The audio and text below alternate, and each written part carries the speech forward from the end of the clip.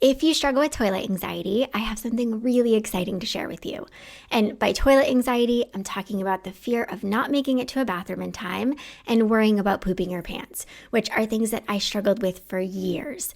So on June 5th, I'm teaching a masterclass where I'm going to walk you through how you can finally get freedom from this debilitating fear. I'm going to be teaching you lots of practical and helpful insights, tips, and tools that will help you to start saying yes to things, whether or not a bathroom is nearby. So if you're like, yes, Shannon, I need this, simply head to the link in the show notes and I'll see you on June 5th. Welcome to a Healthy Push podcast. I'm Shannon Jackson, former anxiety sufferer turned adventure mom and anxiety recovery coach.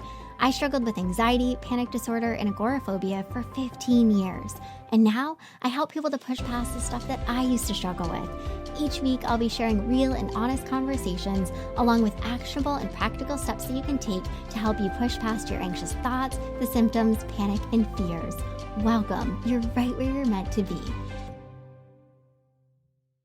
Let's talk about anxiety symptoms. And specifically, I want to talk about 3 anxiety symptoms that can feel really scary and dangerous, but actually aren't. So I'm going to dive into dizziness, depersonalization and derealization, and palpitations. And so I guess we're kind of going to talk about 4 because depersonalization is one and derealization is another, but they are fairly similar. So I first want you to know and recognize these are all really common symptoms of anxiety. I know we often go to that place when you're struggling with disordered anxiety and panic and agoraphobia, like maybe it's something more than anxiety, but these are all really common symptoms of anxiety. And you might also battle with like, which came first? Like, was it the symptoms or anxiety? And it can be such a mix, right? Like the symptom, you might be experiencing the symptom, and that can lead to lots of thoughts and then to responses that create a whole lot of anxiety and even more symptoms. And on the other hand, the anxiety can be present, like you can just feel anxious, you can have some anxious thoughts, and that can lead to lots of very real and scary symptoms. And I just want to point out something important, right? Like I know this is going to sound simple, but it's important. These symptoms all feel scary. And the key word is feel. But it's important to note that our feelings sometimes just aren't reliable. And this is especially true when dealing with disordered anxiety. Like oftentimes your brain is perceiving things and feelings as dangerous, even though there is no danger present. So I know it sounds simple, but I want you to really recognize these things might feel scary, but your feelings don't mean that there is actual danger or anything wrong. So before I really dive into each of these symptoms, and I'm going to give you some tips too for these symptoms, I have to provide this disclaimer. So I really want to encourage you have to get your yearly exams by a doctor. Like that's important stuff that we should all be doing just to make sure that we're healthy, that there is nothing concerning going on. And I also just want to emphasize you can see a doctor if you truly feel like these symptoms, what you're experiencing is really concerning, and you just want to make sure, you want to rule out that you don't have any serious conditions. And I know if you're struggling with health anxiety, that might be a tricky one because it's like, I can't run to the doctor all the time. And yes, that's a little bit different. But I do want to encourage you, if you're experiencing something that you feel like, I don't know, this just seems like there might be something else going on, like it's not going away or it's getting worse or I've never had this checked, like you can go to a doctor. That's okay to go to the doctor, and I encourage that. All right, let's start off by talking about dizziness. And this symptom, people will say, is the most scary symptom. And oftentimes when people describe dizziness, they'll say, I feel lightheaded, I feel woozy, I feel unsteady, like I feel like my balance is off, or I feel weak, or I feel like I'm swaying, or like maybe I'm on a boat. People describe it in so many different ways. And the hard part about this symptom is that it often leads to a lot of fears and worries, like a fear of falling, a fear of passing out, a fear of looking silly, right, in front of people, embarrassing yourself. Like, what if I do fall? What if I do pass out? I know this was a big one for myself. And so it really makes you feel like I have to do something about it. So you might find yourself grasping onto things like holding onto shopping carts or holding onto railings or the wall. Or for you, you might just always want somebody with you all the time, like just in case you do feel dizzy and feel like you're gonna collapse or you're gonna pass out. Or you might even avoid doing things or going places altogether because you're like, nope, I cannot even risk it, right? It feels risky. And so this symptom is really not only just scary, but it becomes really disruptive because you feel like I have to protect myself at all times. I don't want this to happen because it feels really scary. And then the thoughts and the worries and the fears that I have surrounding it make it so much more intense. So lots of people who experience dizziness will experience it before or during or even following anxious moments or a panic attack. So when your body goes into fight or flight, it makes your breathing faster and your breathing gets shallower and you have an increase in adrenaline and cortisol and other chemicals, which leads to dizziness or increased dizziness. And we all know that feeling, that fight or flight feeling can bring so many different symptoms into play that can be incredibly scary. And of course, dizziness can really make you feel like tensed, like I have to do something. This is really scary. Like I've got to protect myself. But most usually with dizziness, it's just that you are experiencing lots of anxiety and lots of stress, which leads to lots of physical symptoms like dizziness due to the release of stress hormones that really do affect the body's balance and coordination. So you might think, like, am I actually dizzy? I don't know. Like, am I just creating this? Am I making it up? No, it's usually you are actually experiencing some dizziness because lots of stress and overwhelm and anxiety can cause dizziness. And then you feel like you're on this cycle that you can't get off of. So I want to share some things with you that will be really helpful. And these things I know and I recognize sound simple. I know myself, they are not simple. They are really hard things to do. But I want to walk you through a few things that will be really helpful if you struggle with dizziness. So it's really important to try to start to pay attention to how you're responding to dizziness, like how you're responding to the feelings, to the symptom when it pops up. Like, are you responding in a way of like, I have to fight this, I have to get rid of it, I have to do something about it, like I have to look for something to hold on to? And like really allow yourself to slow down and start to not only become aware of how you're responding, but start to change how you're responding. Like really working to allow these feelings in and allow the symptom to happen without trying to fight it and do all this stuff to, quote, protect yourself. Because the reality is you're safe, you're just feeling really uncomfortable. Another really important thing is to not pay so much attention to it. And I know that this is hard. And this, again, goes back to establishing awareness. I think lots of times you're probably checking in with how you feel without even recognizing that you're doing it. And it's so important to not constantly check in with how you feel. Because remember, oftentimes when struggling with disordered anxiety, your feelings are not reliable. And when you're checking in with how you feel, most of the time, right, you're going to find something. Because you're often creating those feelings. You're checking in with how you feel, which means you're anxious, and then you're causing yourself to become even more anxious because then you really start to pay attention.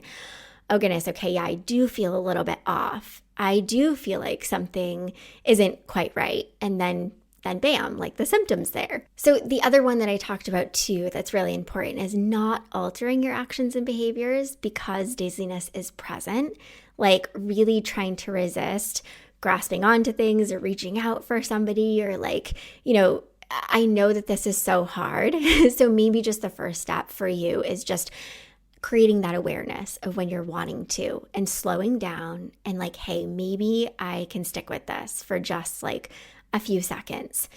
And I want to emphasize, like, if you're feeling like, no, I'm really dizzy, I need to like sit, I need to put my feet up, or I need to lay down, or I'm driving and I need to pull over, do it. Like, listen to yourself, listen to your body, but it's just starting to develop the awareness of how you're responding. And maybe we don't need to respond in such an intense, reactive way. Like, maybe we can slow down and maybe we can actually allow ourselves to feel this feeling without trying to do something about it. And dizziness in general, really a lot of symptoms of anxiety comes down to you not trusting yourself and your body and really not giving yourself the opportunity to trust yourself and your body.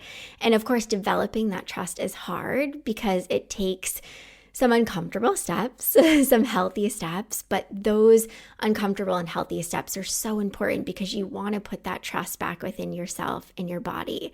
And for you, if you oftentimes worry about passing out, I just want you to really recognize you're not truly trying to prevent yourself from passing out. What you're really trying to prevent is yourself from feeling uncomfortable.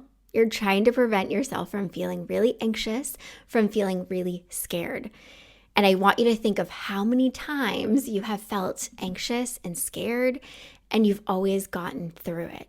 So it's so important to remind yourself of your capabilities, your strengths, your skills for working through some really scary and awful discomfort. And I also want to throw in too, sometimes for some people with dizziness, you might also be dealing with inner ear problems, or you might be taking a medication that causes you to feel more dizziness.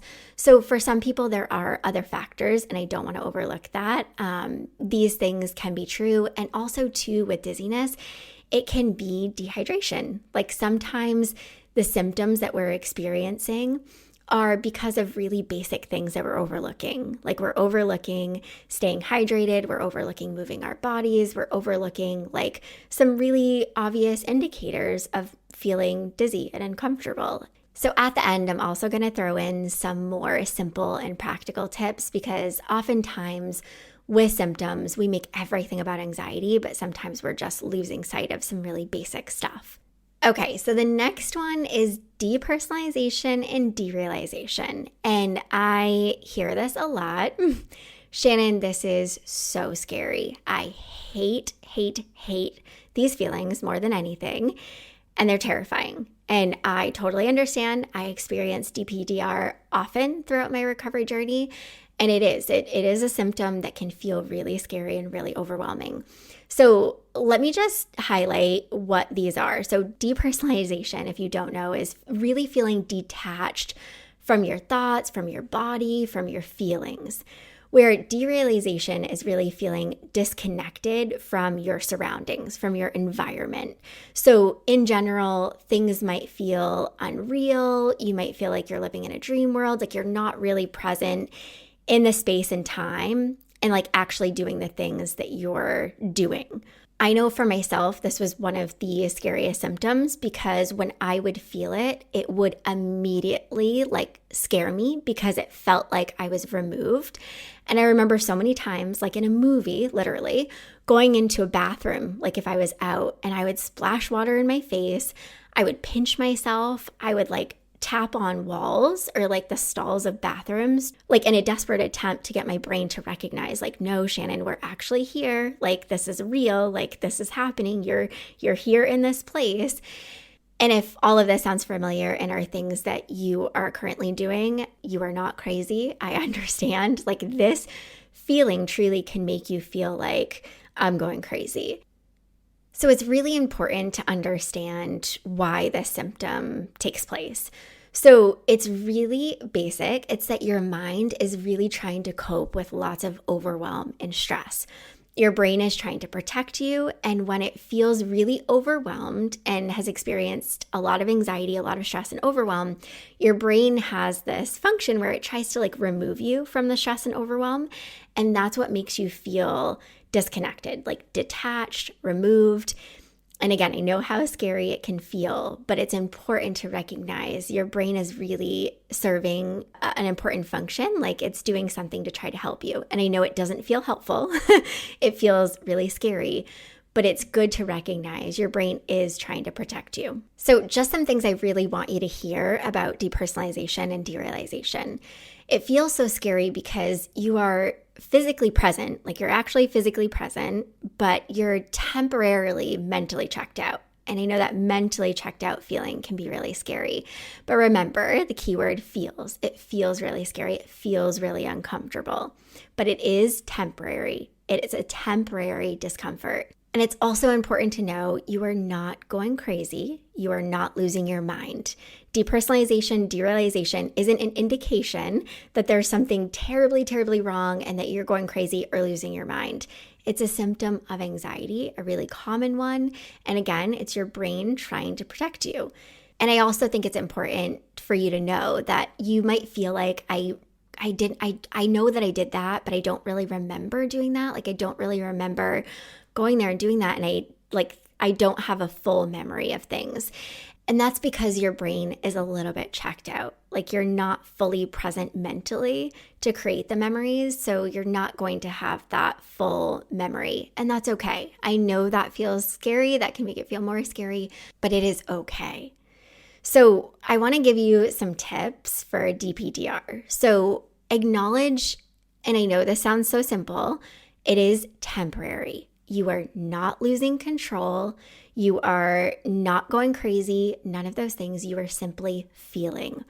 And it's temporary. The feeling that you're feeling is temporary. And yes, it feels really scary. But the second tip, right? Try to just be aware of how you're responding to it and start to change how you're responding to it. Really start to try to allow yourself to feel it without trying to fight it, without trying to push back against it, and try really redirecting your attention to something else. We don't need to give it so much attention, right?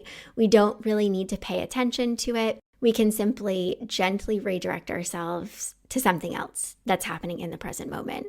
So that last tip, don't give it so much attention. You don't need to check in with yourself. You don't need to see if it's there. You don't need to know that it's not going to pop up. So really important with DPDR, you are not going crazy. I know it feels really scary. I know feeling detached, feeling disconnected feels really awful, but it is temporary and your brain's trying to protect you. And it's really important to allow yourself to feel it and do that healthy, allowing it in and redirecting. Okay, now let's talk about palpitations. So this one can feel really scary because our heart is obviously a very integral part of our bodies. Like it's an integral organ. We need it in order to survive. And so it can feel really scary when it feels like your heart is not functioning, quote, normally. And a lot of people will say it doesn't feel, quote, normal if my heart is racing or if it feels like my heart's fluttering or pounding or even skipping. But it's really important, of course, to recognize in stressful and anxiety-producing situations, like that fight or flight kicks in and it's gonna increase your heart rate. So you're gonna feel your heart racing, you're gonna feel it pounding, you might feel some things going on, and it might quickly lead to thoughts, right? And fears. And then here we go, even more anxiety, and your heart rate's probably going to increase. And because you're struggling with disordered anxiety and panic, you're probably already really sensitive to your body's functions and you're hyper aware of your body's functions. So you might experience palpitations and it's like everything stops, right? Like, oh gosh, I need to stop what I'm doing. I need to check in with how I'm feeling. I maybe need to check my heart rate, right, to make sure that I'm okay and that nothing is going to happen to me. And I think this is common for a lot of people who experience palpitations, is wanting to check in with your body, wanting to check your heart rate, wanting to do things to make sure that you're okay. But it's important, I want you to acknowledge if you are one to check your heart rate, like if you have a watch or if you check your blood pressure, it's important to note, right, your heart rate is going to be higher when you're feeling anxious and even ahead of feeling anxious, right? You might feel like I'm checking my heart rate just to see and kind of get on top of it. But if you're checking your heart rate, you're already anxious. And it's important to know your heart rate is going to be high, of course, if you're feeling anxious. So if you're constantly checking and you're seeing that it's high, that's just going to cause even more anxiety, right? You can think, I need to do something about it. Oh my gosh, my heart rate's high. I need to sit. I need to But it's so important to recognize your heart is doing its function. Your heart is responding to the feelings, to fight or flight, like your heart is doing its job. And sure, it might not feel, quote, normal, but it's actually quite normal how your heart is responding. But I think palpitations are often scary for so many people because our heart is such an integral part of our body, right? It's an integral organ, like we need it in order to survive. And especially if you're struggling with any sort of health anxiety, you might really be stuck on this, I don't want anything to happen to me. Like I want to prevent, I don't want to have a heart attack. I don't want to do anything that's going to cause me, to experience something really bad. I just want to protect myself. And a lot of it comes back to this protecting. Like I don't quite trust myself. I don't quite trust my body. I just want to make sure that I'm okay and that I'm always going to be okay. And so you might think, I have to know that the feelings in my heart are from anxiety and not from something else. And this is all tough because you're wanting certainty, right? You're wanting something that we really can't have. We can't have 100% certainty. And the more you fixate and you try to have control, and the more you try to make sure you're okay and you're going to be okay and nothing is going to happen to you, the more you're going to feel anxious and the more you're going to experience these palpitations, right? So I want you to first really recognize when you're feeling anxious, when you're experiencing panic, like how normal it is for your heart to speed up in these stressful situations.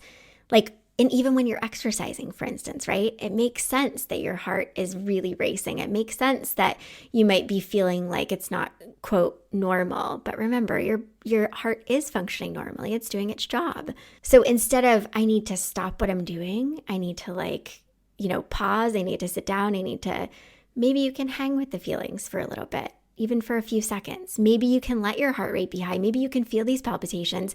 Maybe you can feel your heart skipping, and you don't need to go to Google. You don't need to check your watch. You don't need to ask somebody for reassurance. Maybe you can actually stick with it. So remember, changing how you respond to the thoughts and feelings first starts with having the awareness, like how are you currently responding to feelings, to the palpitations? Like how are you currently responding, and how can you work to slowly start to change how you're responding? Letting the feelings be there without trying to make your heart go back to functioning, quote, normally, because it is functioning normally. So not paying so much attention, not checking in, like all those actions and behaviors that you might be so stuck on that you think are keeping you safe are just keeping you on this hamster wheel of feeling so anxious and so stressed and overwhelmed, which keeps all of these symptoms continuing to happen. So I really want you to recognize with all of these symptoms, we've talked about dizziness, depersonalization, derealization, palpitations. You don't have to fear these things, but you can only work through the fear by allowing yourself to face and allow the discomfort that comes along with them. So I want you to really recognize there are so many themes that I touched on in this episode. And a really important one is being aware of how you're responding to the symptoms and working to change how you're responding to them. Really working on letting them be there without fighting them. And another one, right, is not paying so much attention to how you feel all the time. Not always checking in with how you feel. And you might feel like the symptoms are present all the time. And that's probably because you're putting so much focus and attention on how you're feeling all the time. Remember, your feelings aren't always going to be reliable. Oftentimes, like with our thoughts are just thoughts. Sometimes our feelings are just feelings. They're not signs, they're not signals, they're not indications that anything is wrong or that we need to do anything about them. So before I wrap up, I really want to emphasize sometimes it's just the simple basic things that we're losing sight of. I mentioned a little bit in the beginning. Hydrating, staying hydrated, like that's important. Reducing stress, exercising, moving your body every day, practicing mindfulness, like actually being present in your day-to-day life, like slowing down, not doing all the time, getting adequate sleep, like all these really simple, basic things go a really long way and allowing your body and your nervous system to experience regulation and to not experience so much overwhelm and stress and anxiety and the symptoms. So if you're like, okay, Shannon, all this is great. This has been super helpful, but I am really struggling with the symptoms. I'm struggling with the symptoms and also panic attacks, or maybe it's just the symptoms and I'm not really having panic attacks, or maybe it's a mix of both for you. I want you to check out my masterclass on overcoming the symptoms and panic attacks. It's a 90-minute class and I dive into so much. I actually teach you how to start responding to these things in a healthy way, how to start experiencing lots more peace, how to not have your whole life and all your decisions revolve around the symptoms and how you feel. How to actually let go and experience so much more peace and freedom and start actually living your life. So I've included that link for you in the show notes. And as always, if you have found that this episode has been really helpful for you, I would love you to share it with somebody who you feel like could really need it. And also, I would love for you, if you have not already taken the time to rate and review my podcast, I would really appreciate it if you would just share some words on how my podcast has been helpful to you. I read every single review and I appreciate it so much. Okay, until next time, my friend, keep taking healthy action. I hope you enjoyed this episode of A Healthy Push. If you want more, head on over to ahealthypush.com for the show notes and lots more tips, tools, and inspiration that will support your recovery. And if you're hoping for me to cover a certain topic, be sure to join my Instagram community at A Healthy Push and let me know in the comments what you want to hear next.